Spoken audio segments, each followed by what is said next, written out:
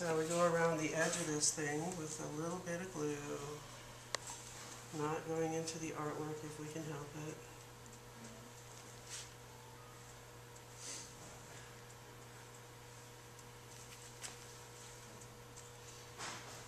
And also not getting any in the middle. I usually do it a couple of times. Sometimes if the glue is too thin, or the temperature is too something, depends on the room temperature. I've had these things crawl off the glass. Oops. And I have to remelt them. Alright, that's not glue. So this is all reversible, isn't that correct? Because it's water, everything here is water-based, so it's all ultimately reversible, isn't that correct? Yeah, you can take it apart. Isn't that amazing? And I've had to take them apart, especially one time when I chopped my painting upside down.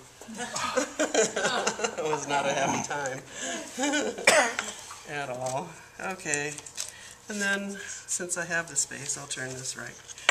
And so what we do now is lift this off, and we like the painting to come with it. Now that is a stroke of goodness. There are times I've had to convince the painting to get on the paper. Wow. And then you put it on there, and it stays where it is. The end.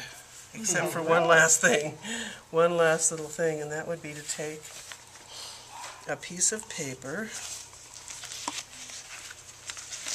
and I'll use this. Yeah, I guess so, yeah. What is the mystery? Well, it was always a mystery to me how you get rid of the wrinkles. Oh, yeah, and if you have a cat, make sure that you have all the cat hair out of there. Yes. All the eyelashes. Any little debris, you want to make sure that's not in there. Discarded claws. Really. And then this is the little... Flower seed shells from the bottom. This is the little part that helps you get the painting off later. And you just put that on there. And then I take my water brush, and sometimes I try and stay away from the painting with it, because you can actually blur the ink, because it's old-fashioned ink.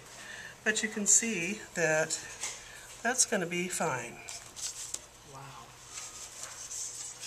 So that's how it looks. Okay. Wow. And so that'll peel off once it's dry? Yes. And I think that part of the magic of it is you're supposed to leave it overnight. If you're in a real hurry and you take it off too soon, then you end up really behind schedule. So you want to do these ahead of time and overnight. And you'll see this as we go through the time here. We have another hour, but everything's just fine. So it comes off there kind of rigid from the glue, or is it? It comes off fairly, it's pretty smart coming off. There's the one she just took off. That's the one I took off. Just be careful of that little ruffled edge there. Oh, yeah. That side had a little problem because I was not paying attention.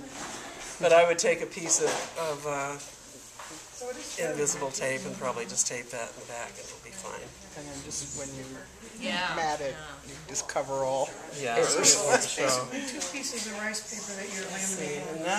And you want to be careful with those, because if they get a dent in them, then that lessens their value. So that's why I brought a little folder to put them in. So, yeah, no dents.